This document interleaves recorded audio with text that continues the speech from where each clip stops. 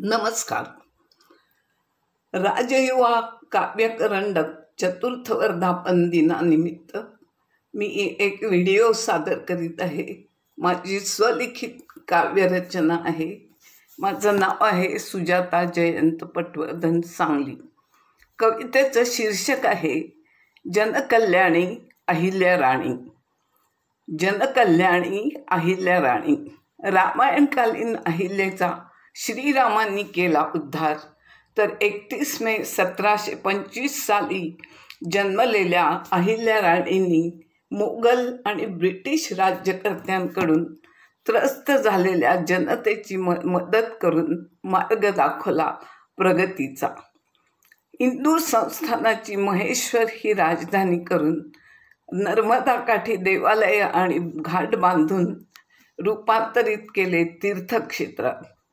उत्तर आयुष्यात अहिल्यादेवी राहिल्या कोणत्याही आधाराविना अगदी एकट्या, ठरल्या कर्तव्यदक्ष राज्यकर्त्या.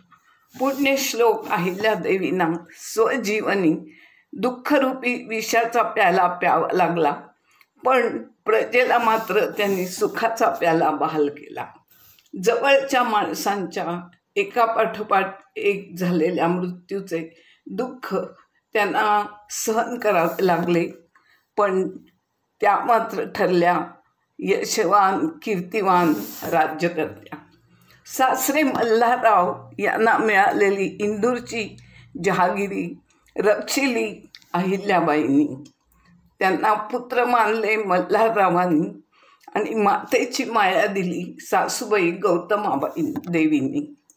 विक्षिप्त पुत्र मालेरावांनी सांभाळली रानटी जनावरे राज्याऐवजी. परी मल्हाररावांनी अहिल्यारूपी हिऱ्याला पाडले पैलू. राजकारणाचा, युद्धाचा, दरबारी रीतिरिवाजांचा, भूगोलाचा, राज्यकारभाराचा अभ्यास केला अहिल्यादेवींनी. अशा पराक्रमी, कर्तबगार आणि धोरणी स्त्रीने अनेकांच्या मनी मिळवले आदराचे आणि कौतुकाचे स्थान. तन स्त्रीचे पण मन आणि मनगट मात्र पुरुषांप्रमाणे सामर्थ्यवान. दरबारी होती गुणी आणि निष्ठावान नररत्ने. प्रजेत सुरक्षिततेची भावना नसे कधी. अन्नधान्य वा पाण्याचा तुटवडा. जणू रामराज्यच अहिल्यादेवीच. विधवांना दत्तक घेण्याचा अधिकार त्यांनी प्रदान केला. देवालये, घाट, रस्ते, तलाव, विहिरी, धर्मशाळा या त्यांच्या कर्तृत्वाच्या खुणा. त्या आजही अस्तित्वात. स्वतःच्या आयुष्यात सुख आणि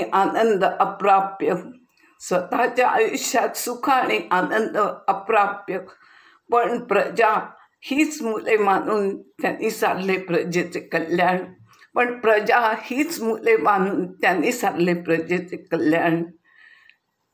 अशा ह्या त्रिजन्मशताब्दी असलेल्या अहिल्यादेवींना माझे कोटी कोटी प्रणाम.